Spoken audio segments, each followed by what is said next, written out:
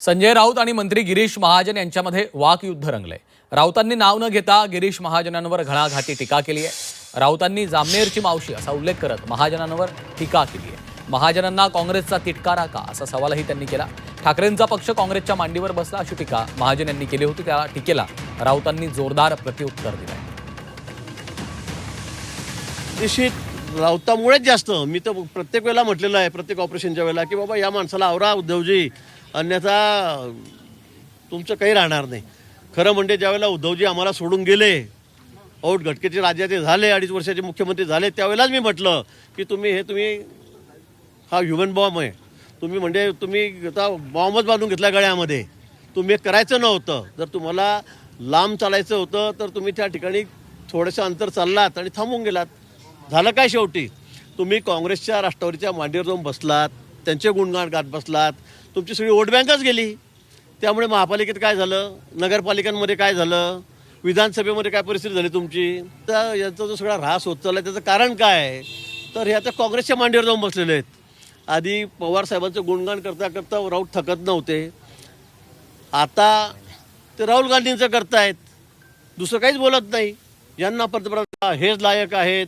ते दिवस जेव्हा तुम्ही आमच्यासोबत होता, बाळासाहेबांची आयडिओलॉजी होती, त्यांच्या तत्वाने तुम्ही चालत होतात, आता तुमचं काही झालं, आता तुम्ही काँग्रेसमय झालेला आहात। काही दिवसांनी राऊतच म्हणतील की आता आपणही काँग्रेसमध्ये चला, अशी परिस्थिती आज निर्माण झालेली आहे।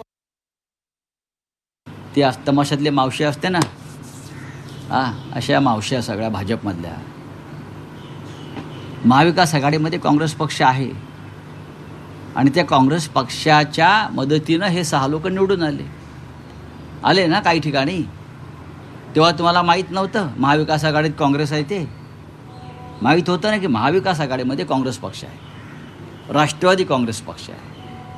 हे त्या 6 लोकांना माहीत होतं ना। आता मोठं सांगतायत तुम्ही। आणि काँग्रेसचा या मावशीबाईला जामनेरच्या काँग्रेसचा एवढा तिटकारा कशा करताय? या काँग्रेसमुळे देशाला स्वातंत्र्य मिळालं, तुम्ही काय केलं? 2019लाच विलीन झालेली आहे।